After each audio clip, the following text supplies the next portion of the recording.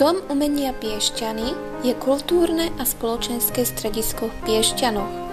Jeho stavba bola realizovaná v rokoch 1974 až 79 podľa projektu architekta Ferdinanda Milučkého.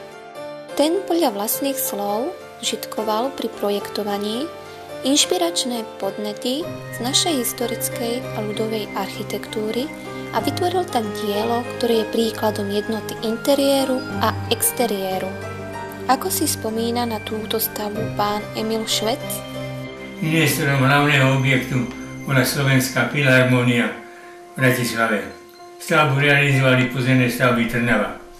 Vedenie mesta sa dohodlo so Slovenskou filharmóniou, že vonkajšie objekty, to je cesty a chodníky a sadovú úpravu bude projekčne pripravovať cez inžinier architekt Milučký.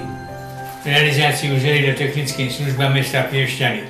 Spevnené plochy pod domom umenia až po napojenie amfiteátru, parkovisko, chodníky zrealizovali Pozemné stavby. Prijaznú cestu a verejné osvetlenie realizoval okresný stavebný podnik Piešťany. Realizačné náklady spolu predstavovali 4 653 000 korún. Vzhľadom na vysoký stav spodnej vody bolo zakladanie stavby veľmi náročné. Preto tieto práce vykonávali špeciálne pozemné stavby zo Zlína, ktoré boli špecializované na takéto práce.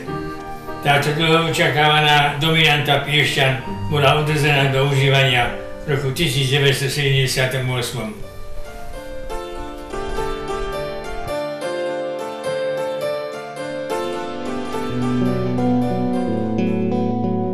Prijazdová cesta do Kocúric zo štátnej cesty Piešťany-Vrbové bola v okresnej správe ciest Trnava, ktorá sa o cestu nestarala, preto sa rozhodlo mesto, že demoláciu, údržbu a položenie nového asfaltového koberca urobí na svoje náklady.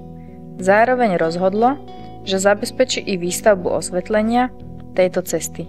Dodávateľom cestných prác bol Doprostav Bratislava a osvetlenie zabezpečil okresný stavebný podnik Piešťany. Celkové náklady na tento projekt boli 1 475 000 korún. Stavba bola zrealizovaná v roku 1976.